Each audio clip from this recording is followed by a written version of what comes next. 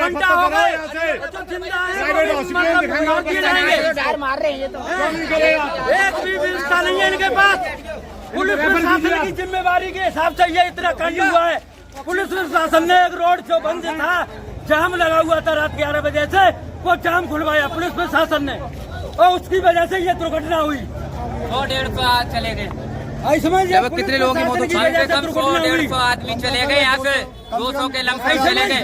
और ये अभी तक कोई लाइट नहीं, कोई एक डॉक्टर थे, बाकी के कोई नहीं। उनको आगे को अप्लाई नहीं कर रहे, उनको एग्रीमेंट नहीं अभी तक कोई दे पा रहे, तो क्या करेंगे? हॉस्पिटल में ऑक्सीजन नहीं है। में बताइए हमने कैच के लाया, इनमें सांस चल रही है। जान है वो नहीं खत्म हो रही है। ना दरोगा ना मंत्री एसपी कोई नहीं है यहाँ पर। नहीं कोई ऑक्सीजन है, कोई ड्रिप लगा रहे, कोई सीरियस होगा उसमें ड्रिप लगा दे तब भी बच जाएगा। लगभग कितने लोगों की मौत हो चुकी है यहाँ पर?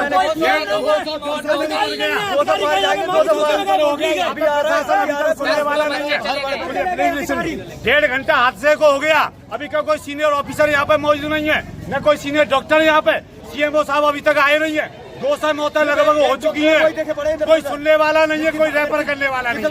अंधे नगरी चौपट राजा। जो ये तस्वीर देख रहे हैं, तस्वीर कहीं और की नहीं, बता दे उत्तर प्रदेश से वायरल वीडियो है जो कि लगातार बता दे आप सबके बीच में 200 लोग हो गए हैं घायल, जिसका नाकामियां बताया जा रहा है लोगों के द्वारा कि प्रशासन की है। बता दे जो मेडिकल में है लोग, वो मेडिकल के हालात आप लोग देख चुके होंगे, ये लोग खुद सुन चुके होंगे कि ऑक्सीजन से लेकर डॉक्टर की भी कमियां हैं, जिसके लेकर 200 लोग यहाँ पर मौजूद हैं, लेकिन इलाज करने वाला कोई नहीं। जो कि ये एक खबर लगातार सोशल मीडिया पर सुर्खियों बिटोर रहा है, जो कि बता दे ट्रेंडिंग अपडेट।